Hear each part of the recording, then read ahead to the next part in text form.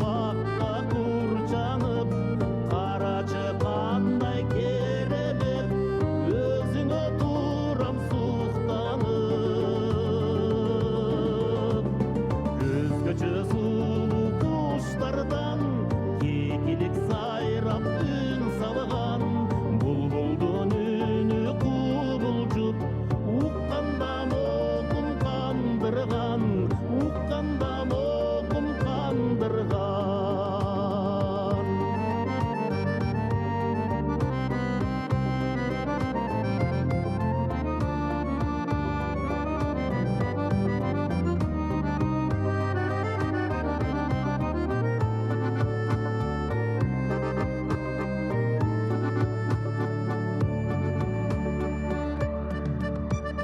Айылын кимдер сүйбөгөн, қойнында ойноп жүрбөгөн, ан сайын сүйім артылат, өзіңді көрсем күлмөгөн. Жолықсақ достор айылда, отырып көлдің бойында, булақтан жатып су içсек, қошол қандай сонында, қошол қандай сонында.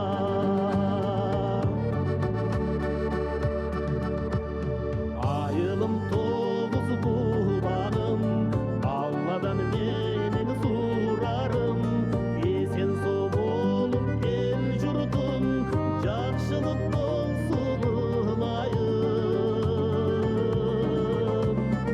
Алымдар біздің айылдан, ақындар біздің айылдан, құс шебер біздің айымдар, балғандар шыққан байырдан, ырчылар шыққан байырдан, шайырлар шыққан байырдан.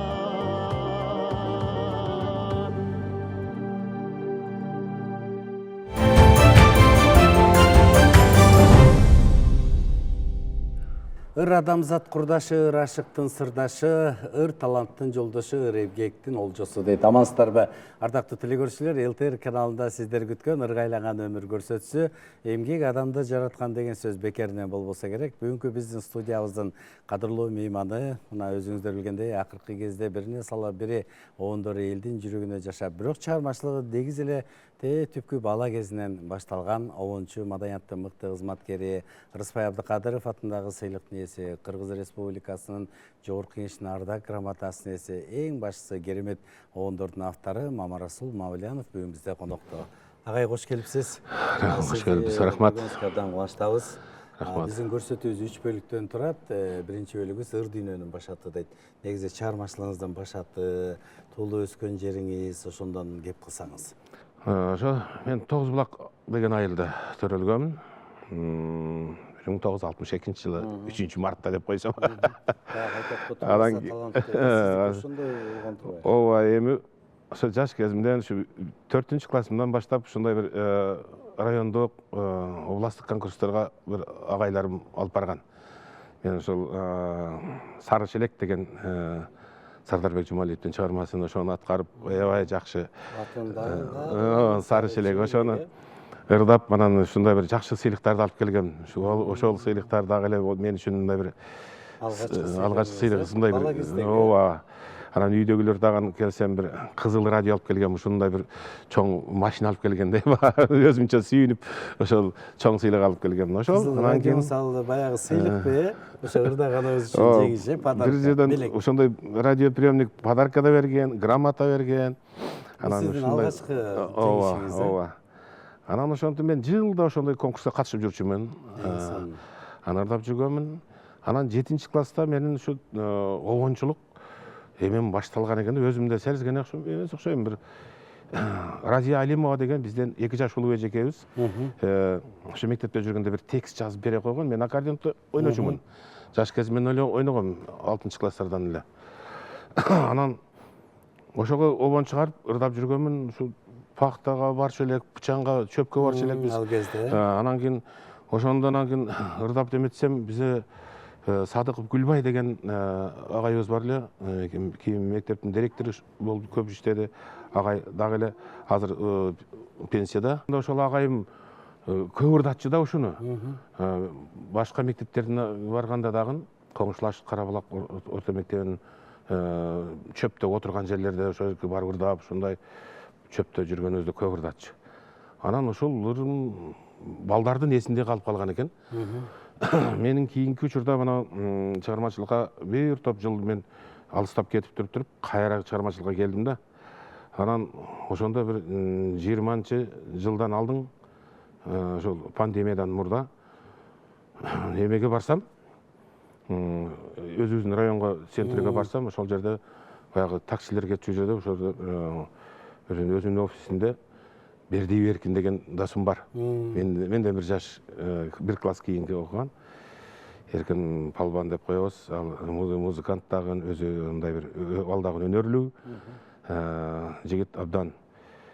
Анан ошол көзүнүн эмесинде да отуруптур да, карасам менин обонум. Анан кийин ырдап бүткүчө токтоп туруп, анан акырын кирип барып мен айттым: "Рахмат сага. Бул ыр сенин эсиңе чыккан эмес экен да." Деп анан кийин ошого сүйүнүп, анан ошол жерден эле ошол эменин сөзүн жазган Разия Алимовага звонок кылып, эже ушундай бир адамдардын эсине чыкпаптыр ушуларды. Бир жаңыртып жазбайлыбы текстин деп. Ал ошо дагы энди окуучулук кездеги. Бала кездеги ыр болчу. 7-нчи класстагы жазылган ыр болчу да. Эже экөөсү 9-нчы класста жазган. Анан тексттери бир аз өзүм көңүлүмө эме болбоду. Анан мен айттым: "Кайрадан шуну жазбайлыбы? Ошол эле обоң менен" деп. Анан кайрадан шунун текстин ошо Разия эже менен иштеп, анан ошону кайрадан ырдап чыктым, эме кылып туруп. Айландың ырларымдын музасына деп.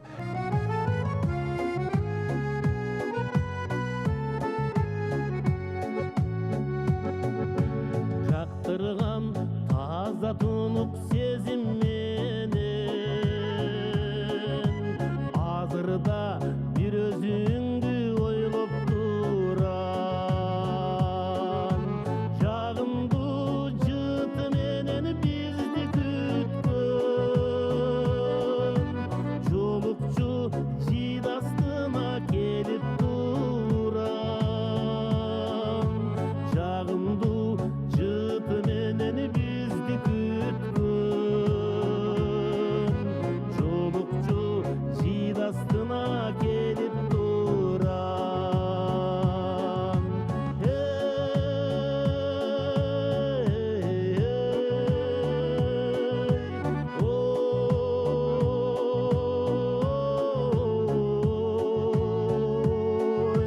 Жолукчу жид астына келип турам.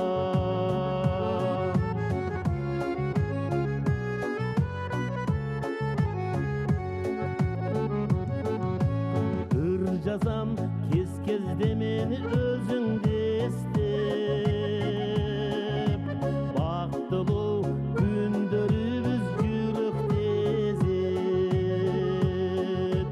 Андагы биз арнашкан аруу сөздөр дагы эле кулагыма келе берет.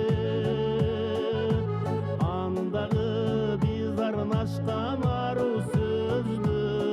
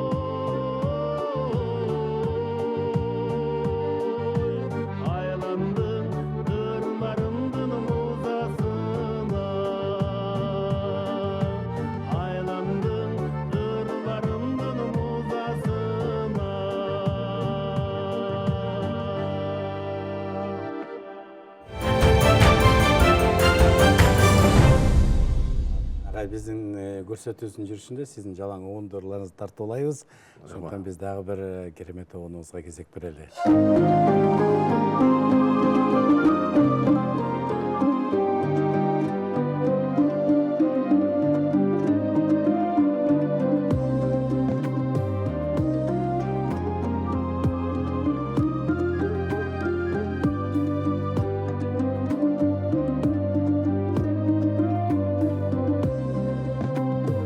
Көкөлөк байрагыбыз көк болуп майрамыбыз бакытка толуп турсун аялато аймагыбыз эгемен мекен болуп элибиз эсен болуп кыргызым жай турмушта жашайлычы эгемен мекен болуп элибиз эсен болуп кыргызым жай турмушта жашайлычы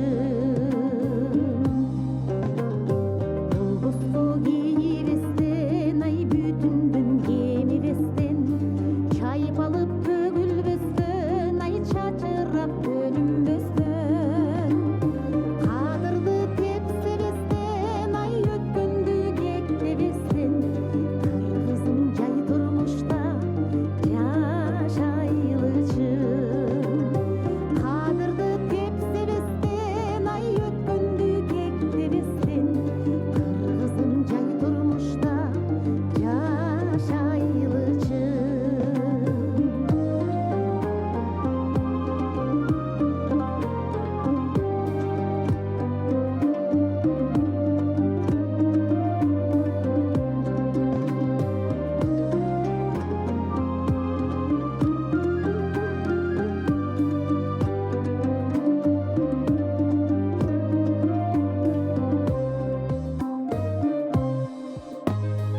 Ариште калыс болуп, арамдан алыс болуп, алгалап кадамыбыз ай көдөндө намыс болуп, жаркырап жылдызыбыз ай жакшырып турмушубуз, кыргызым жай турмушта жашайлычы, жаркырап жылдызыбыз ай жакшырып турмушубуз, кыргызым жай турмушта жашайлычы бакытты бирге жандап ырыскы топту кармап биригип ажырабай эмгекти элге арнап ариште шар бололу ар дайым бар бололу кыргызым ынтымакта бири бололу ариште шар бололу ар дайым бар бололу кыргызым ынтымакта бири бололу кыргызым жай турмушта бар бололу кыргызым ынтымакта бири бололу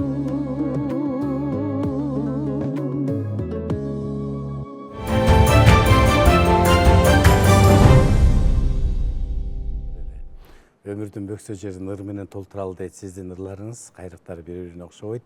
Андан кийин ушул дагы кандай ырларды жараттыңыз ушул мектепте окуп жүргөндө? Аккордеонду качан үйрөндүңүз? Аккордеонду мен бир 6 класстан эле үйрөнгөм. Үйрөнүп баштагам. Өзүмдөн улуу Мамыразак деген агам бар. Ошолор мектептин бир аккордеонуну каникулда үйгө алып барган биздин үйгө. Ошол аккордеонду эле тияка сүйлөп, бияка сүйлөп жүрүп эле ошол агам бир гана Гүлнара деген ыр бар эле. Тайрарарайрарайрарам деген ошону үйрөтүп койгон. Ошону үйрөнүп, ошондон үйрөнгөм аккордеонду ал жерден. Ошол андан кийинки окуучулук кездерде эмес го, мектепти бүткөндөн кийин бир обон чыгарган элем. Ушул ырларым бир магнитофондо калып калды. Анан чынын айтсам, ошол ырларымды азыр таппай жүрөм, азыр унутчу. Кылда калгач болдуңуз да, Ал дагы ошол ошонан кийин эле 10 классты бүткөндөн кийинки обондор. Анан кийинки учурда анан 93 жылы жаштыкка кайрылуу деген обону чыгардым. 93-төн кийин анан мен чыгармачылыкка толук кайттым да, ооба.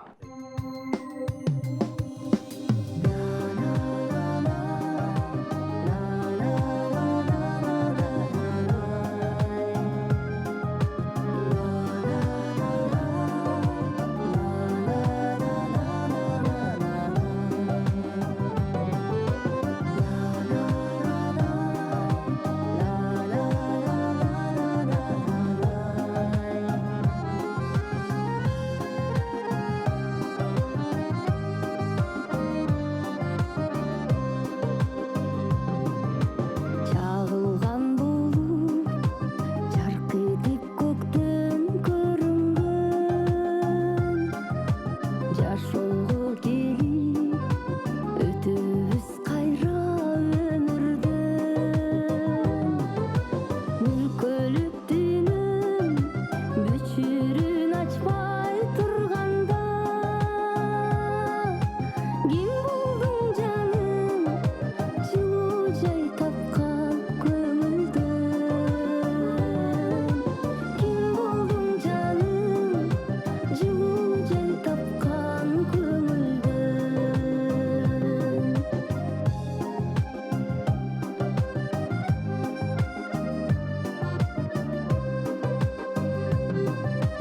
таң болуп атып күн менен чыккан өмүрдөй жакшы сөз угуп ачылган жарык көңүлдөн бар болгон жаным бакубат кылып өмүрдү балкысын дүйнөм чайпалса дагы төгүлбөй балкысын дүйнөм чайпалса дагы төгүлбөй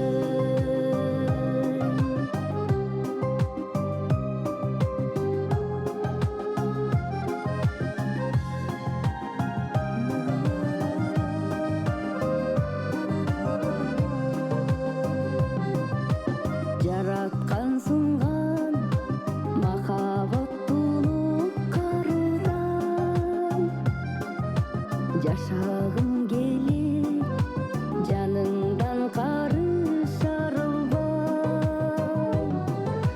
кабыргаң болуп катылгым келет капталган жүрөгүм жактан мен үчүн берчи жылуу жай жүрөгүм жактан мен үчүн берчи жылуу жай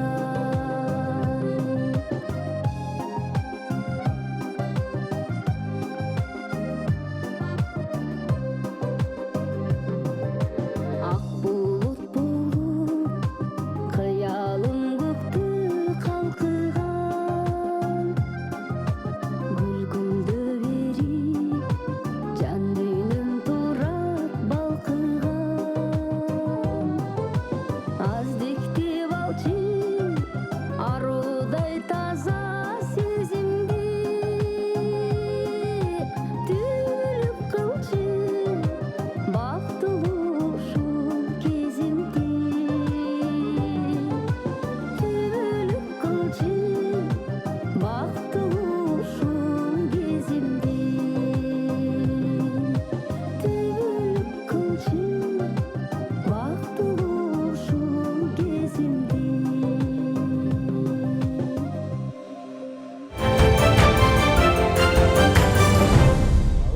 Бүгін біз 10-чу Мамарасул Мавлияновтың чыгармачылыгы туурасында сөз кылып атабыз.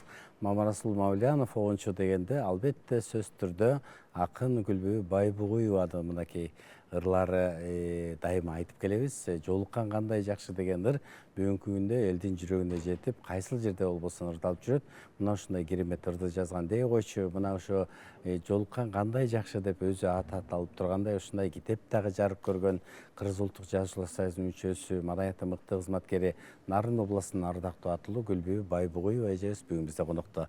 Эжеке кандайсыз? Аман эсен Жакшы, келдиңизби? жакшы, Кудайга Теңиртөө эли кандай, жакшы турушабы? Жакшы атышат. Жакшы атышабы? Биз биринчи эле ошо сиздин ысымыңызды атаганда эле ошол ырыңыз жолуккан кандай жакшы. Бул ыр качан жазылган? Азыр эле Мамарасул агай айтты да, ушу Фейсбуктан көрүп калып, анан кийин кайрылып анан ушул ырды жараттым деди да. Ошондон айтып бериңизчи. Биз эми бул ыр жөнүндө айтсам, бул баягы пандемия учурунда элдин баары бири менен бирин көрбөй, эшикке чыга албай, коңшу коңшуну көрбөй, бир тууганды көрбөй, оорунун айынан. Ошол кезде ушу жакшы амандыкта көрүшсөк экен, жолуксак экен, туугандар менен бир жакшы бет келишип жолуксак экен деген ниет менен эле мындай жазылып калган ыр болчу да. Анан мен Фейсбукка жарыялап койсом эле аябай көрөр, сүйүүчүлөр аябай көп болду, комментарийлер болду, огончулар кайрылышты. Нурхан Турсунбаев агай, Алмаз Эсенгул, анан алардын ичинде Мамарасул дагы бар. Анан Мамарасул бул мындай бир эмеси бар да, өзүнүн обонго ылайыкташтырып аябай кайра оңдоп берүүсүн сурайт да. Кичинекче жерлерин иштеп чыкканга анан макул болдум. Эми жакшы обон чыгып калса балким ажып эмес деп анан ар кай жерлерин оңдоп бердим.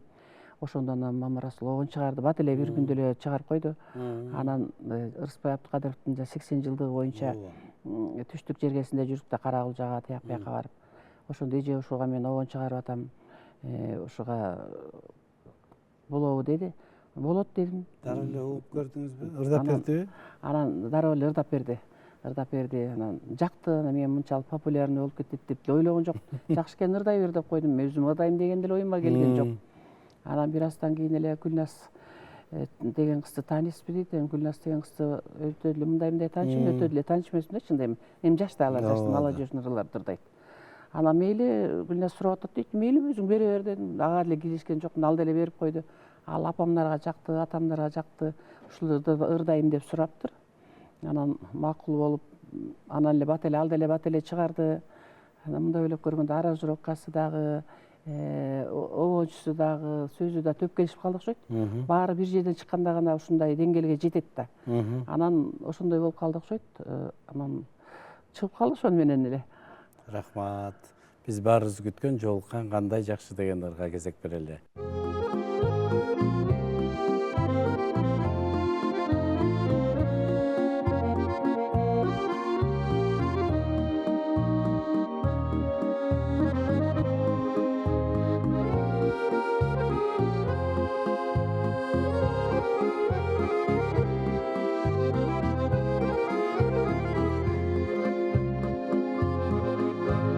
Чыныгы жүздөр менен, чыры жок сөздөр менен, жаркырап күлүп турган, жайнаган көздөр менен, жолуксак кандай жакшы, жолуксак кандай жакшы, жолуксак кандай жакшы. Сагынган жүрөк менен, эң жакшы тилек менен, кучактап бекем кысып, кубаттуу билек менен, көрүшсөк кандай жакшы, көрүшсөк кандай жакшы, көрүшкөн кандай жакшы.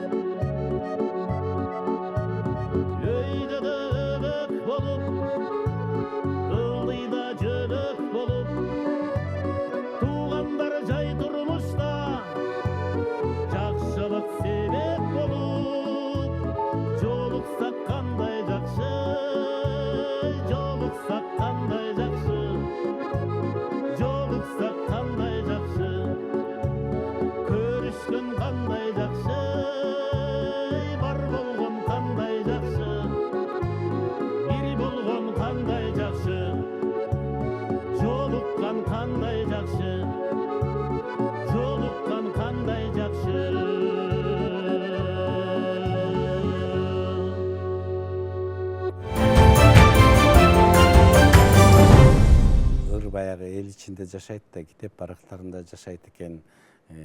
Негизи бул поэзия жөнөкөй сөздөн куралат деп атабыз. Бир кезде ушу пандемия учурунда жазылгандарыңыз карачы, бүгүн элдин жүрөгүнө жетип, ошонун атынан ырлар жыйнагындагы чыгардыңыз дегендей. Негизи ушу Мамарасул Мамалиановдун башка дагы оңдорун угуп жүрөсүз да. Башка акындарга дагы кайрылып. ооба, бул эми менин 4-нчү китебим да. Жолкан жакшы, кандай жакшы.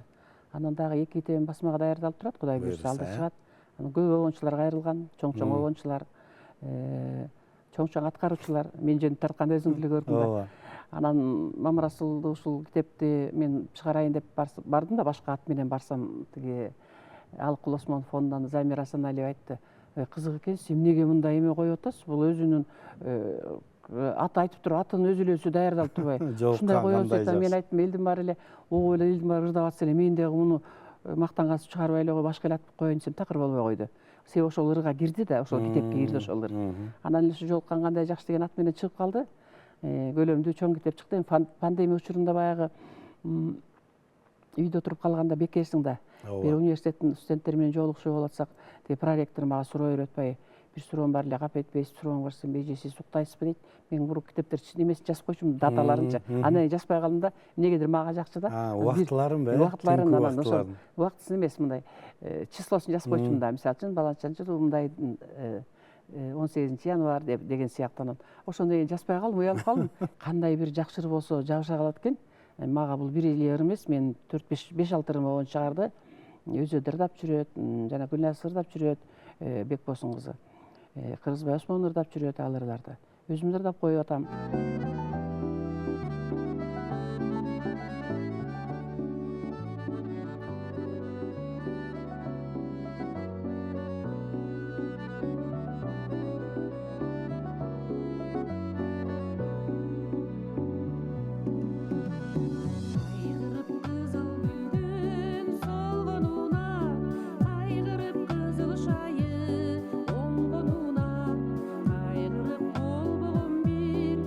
İşte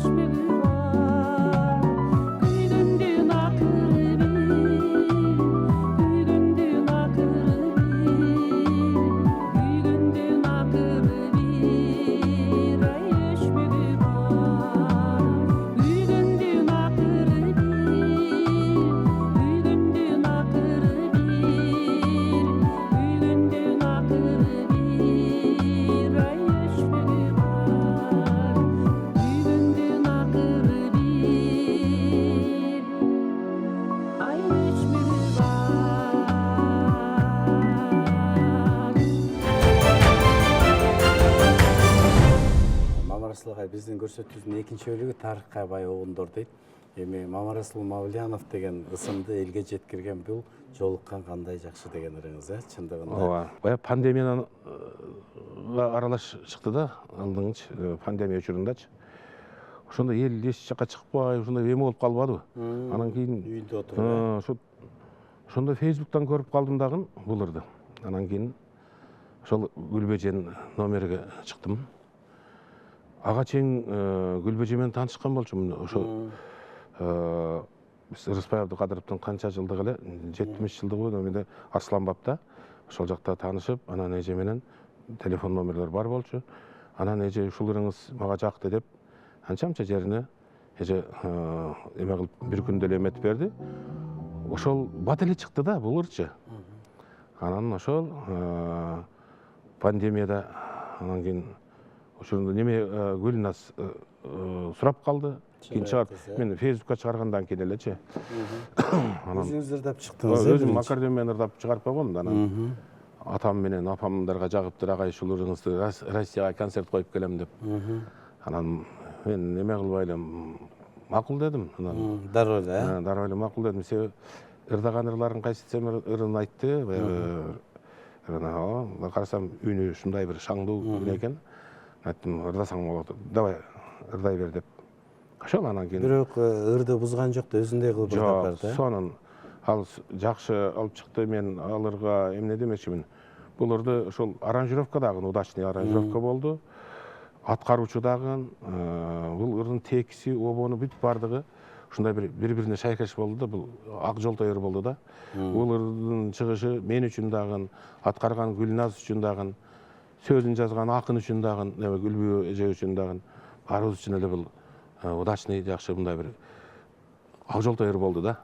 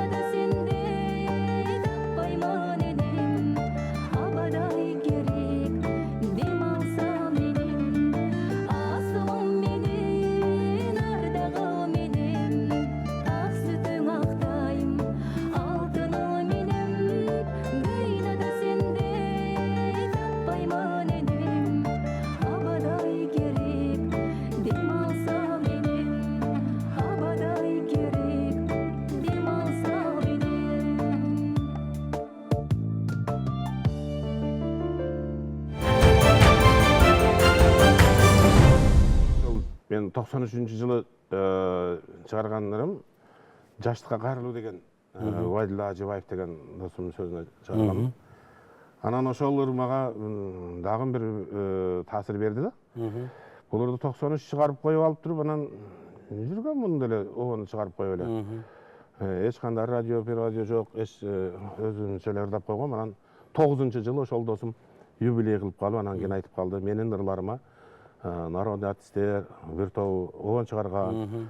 Ошол юбилейге келет, анан сен да ырдабайсыңбы? Мен айттым, хорошо, мен ырдайм, мен сенин ырыңа обонум бар да, жаштыкка кайрылуу десем, ал обонго уже сен 3-чү болуп атасың. Анарбек Сардарбеков обон чыгарган, Канекей Иралиева эже чыгарган. Сен жөн эле кой досум деди. Мен айттым, мен өзүм обону мен ырдай берем да, алар өзүнүн обону менен десем, жок, все так, народныйлар ырдап турса сен жөн эле кой деди. Анан аябай капа болуп, мындай эме болдум дагы, досторчосуга алда мен да ответ берип коюп алып турам, кетип калгам. Баратсам, анан бир жолу баратсам, Бактияр экөөм жолугуп калды, Токторов. Анан Ильяс экөө, анан мен айттым, сен экөөң эч кимге сахнаны бербейсиң, же телевиденияны бербейсиң. Качан көрсө силер эле чыгасыңар. Менин бир ушундай бир ырым бар, аранжировка деген нерсени жасап бересиңерби? Десем, өзүңүздүкү ака дедим. Ооба, өзүм ырым. Тиги Бактиярдын акасы болот да, сөзүнө. Обону меники, сөзү сенин акеңдики, ушу Убайдулла Ажыбаев кылсам, тез эле жасайм деп, анан ошол Бактияр жасап берди. Маназаров деген биздин электик агабыз бар. Ошонун ишенем сүйөрүңө деген ырына обон чыгаргам. Ошол азыр эми ырдалып атат.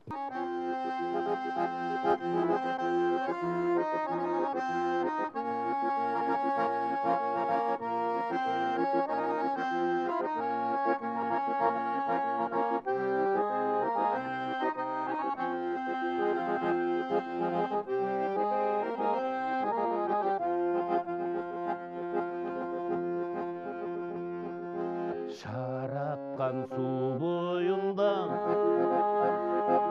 берилип биз оюнга, күлкүңдү угар элем, суу чачып бүт боюңа, окшотуп коёр элем куштардын жүрөгүнө, суу чачпай чачкансың, суусаган жүрөгүмө, окшотуп коёр элем куштардын жүрөгүнө, суу чачпай чачкансың, суусаган жүрөгүмө. Билесе билектериң, билегим келет менин, жанаша бой салдырып, билетет сенин демиң. Бактымды сенден издеп, тартылдым бир өзүңө, бий болуп келчи сүйгүм, булуккан жүрөгүмө. Бактымды сенден издеп, тартылдым бир өзүңө, бий болуп келчи сүйгүм, булуккан жүрөгүмө.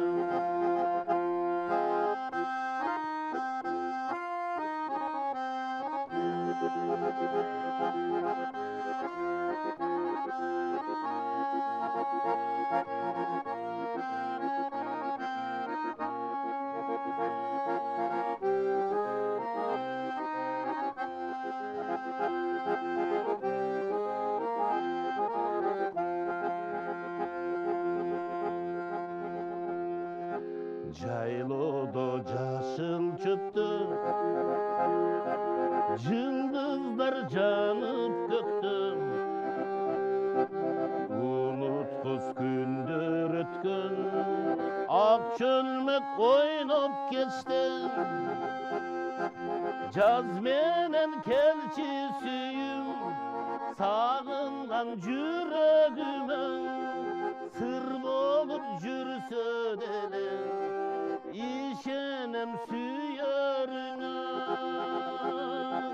Jaz menen kelçi süyüm sağıngan yüreğime sır bolup jürse dedi hey işenim süyörüme hey işenim süyörüme. Рахмат, биз болсо көрсөтүүбүздү улантабыз.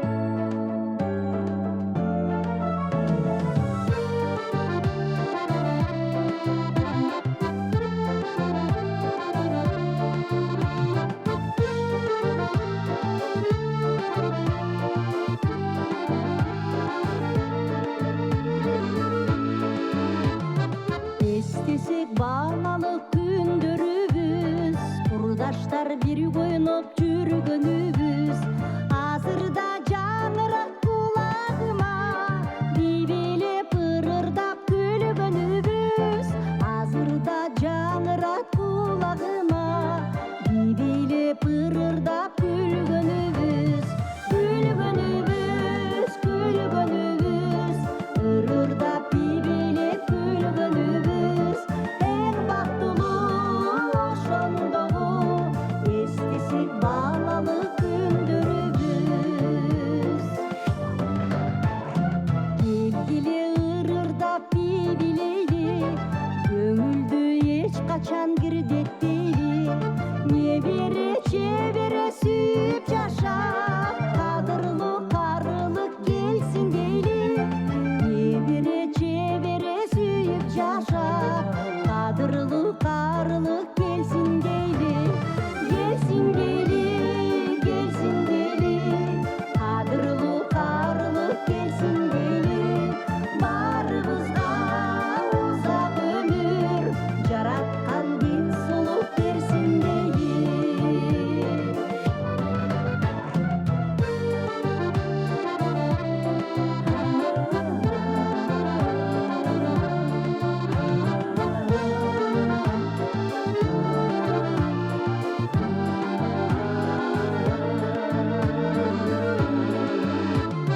Келгиле сындашпай сырдашалы, келгиле чырдашпай ырдашалы. Бир келген өмүрдүн баркын билип, келгиле курдаштар сыйлашалы. Бир келген өмүрдүн баркын билип, келгиле курдаштар сыйлашалы. Сыйлашалы, сыйлашалы, өмүрдү майрамга толтуралы. Эң бактылуу күндөрдө көңүлдү гүлдөтүп отуралы. Ырырдашып, сырдашып, бүгүн бир чер жазып отуралы. Бүгүн бир чер жазып отуралы.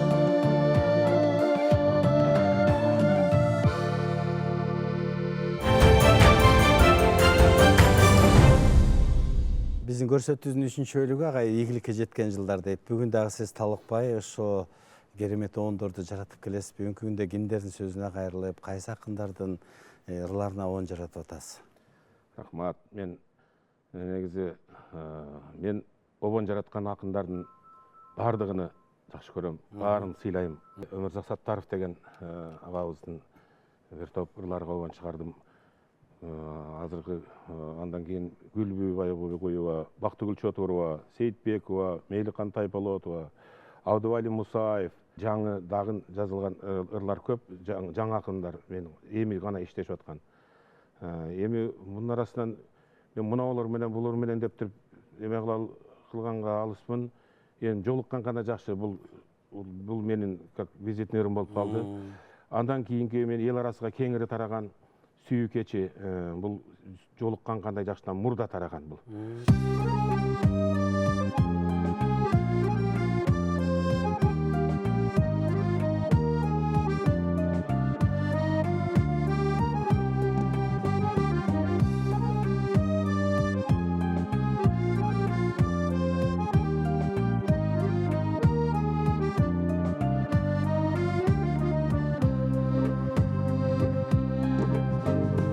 Көңүлдүн чедин жазып, көздөрдөн сүйүү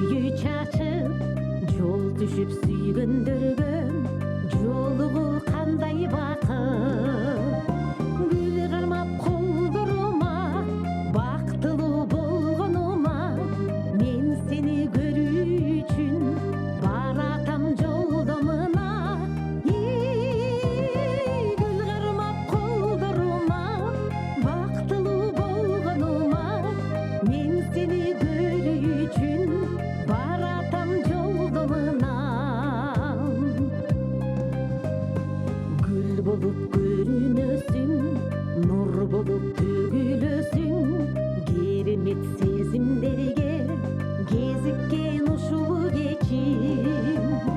Өмір аз ойлап көрсем, өкітті қалбаң ерітең, ерітіп жүрегімді, ерекелеп қой чөң ерекем. Өмір аз ойлап көрсем, өкітті қалбаң ерітең, ерітіп жүрегімді, ерекелеп қой чөң ерекем.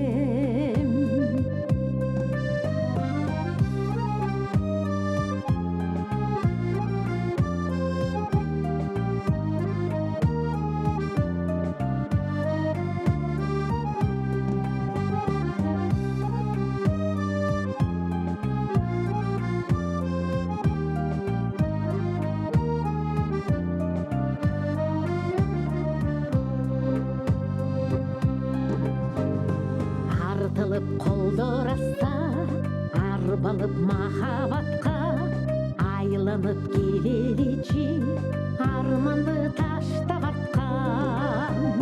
Мен сені сүйем дечи, сендік мен сендік дечи, бір өмір жатқа қалсын, сүйінін ұшыл кечи. Мен сені сүйем дечи, сендік мен сендік дечи, бір өмір жатқа қалсын, сүйінін ұшыл кечи.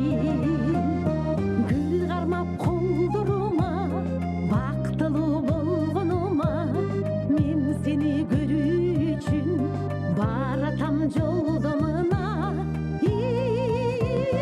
Гүл қармап қолдырума, бақтылы болғаныма, мен сені көру үшін баратам жолдамына.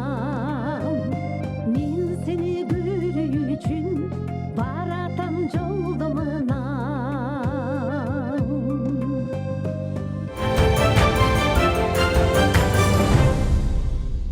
Эмгек адамды жаратканда отпайсызбы? Адамды эки нерсе картайтпайт. Жакшы сөз, жакшы мүнөз. Качан көрсө улуу кичүүбү жакшы саламыбызды айтып, акыл насаатыбызды айтып жүрөбүз.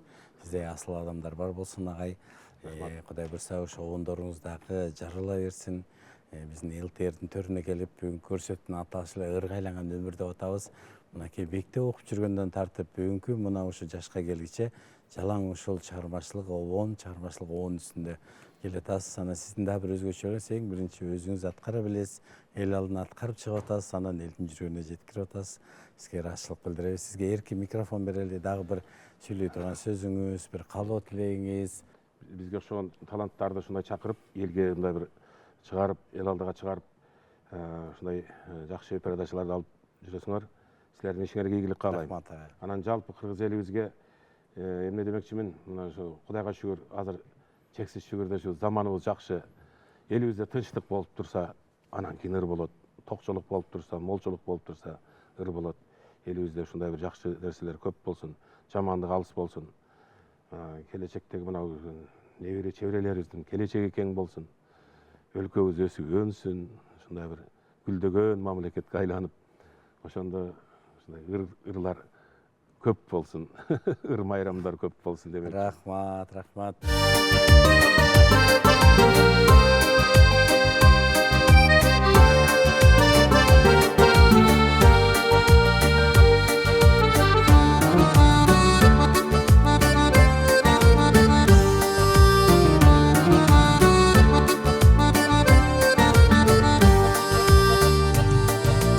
Урматтап сүйүп ай сенин атыңды, ак тилден ийип ай сага башым